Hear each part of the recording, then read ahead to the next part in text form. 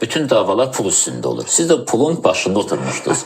Ve elbette ki iş prosesinde neler olup bak, xüsusi anlar, xüsusi məqamlar. Məqamların sayı yox, hesabı yox. Amma maraqlılarından bir neçəsini sizin üçün tamaşaçıların, hörmətli tamaşaçıların üçün danışım. Demək, ən maraqlı məqamlardan biri o çətin dövrdə vəsait yoxdur. Maliyyələşmə çox çətindir. 1 milyon dövrdə 200 min demək təqaüdçü var. Bax, təsəvvürünüzə gətirin. İndi deyəndə bir qədər insanlar başa düşmür, bəzi insanlar başa düşmür. Ortalama pensiya 8 dollarıdır. Mən onun dollarla ona görə deyirəm ki, müqayisə edə bilər. 8 dollarıdır. Yəni, bunu vaxtında vermək lazım idi. O kasad bilcəklə, kəsirli bilcəklə, çətin bilcəklə.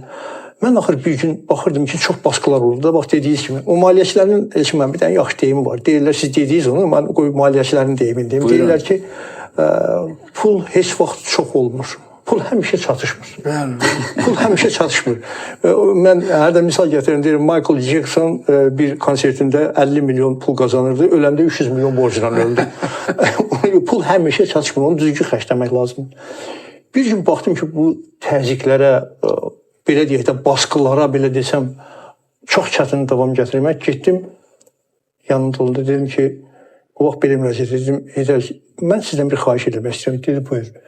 Dedim, maliyyələşmədə bu qədər çətinliklər baş verir. Hər ayın birində maliyyələşməliyik da.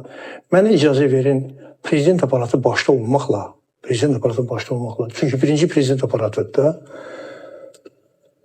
aparıcı qurumların, dövlət qurumlarının maliyyəsini, vəsaitini ölkədə birinci növbədə təqaüdləri bağlayandan sonra açın.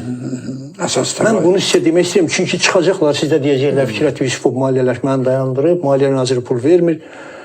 Dedik, get, elə, hökmən dedik, get, elə bir olmalıdır. İnandırıb sizi ki, ondan sonra ki, o get elə sözünü ki, güvənlik almışdım.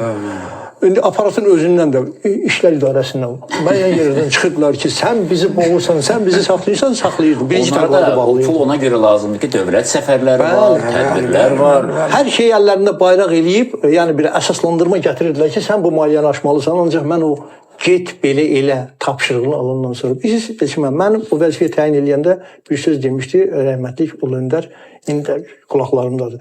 Dedi ki, mən SSR Nazirlər Soveti sədrinin birinci müavini işləyirdim və BAM layihəsini rəhbərlik edirdim. Yəni, mənim rəhbərliyimdə bir maliyyə naziri vardı o vaxtları Arbuzov, Rusiyanın SSR dövründə.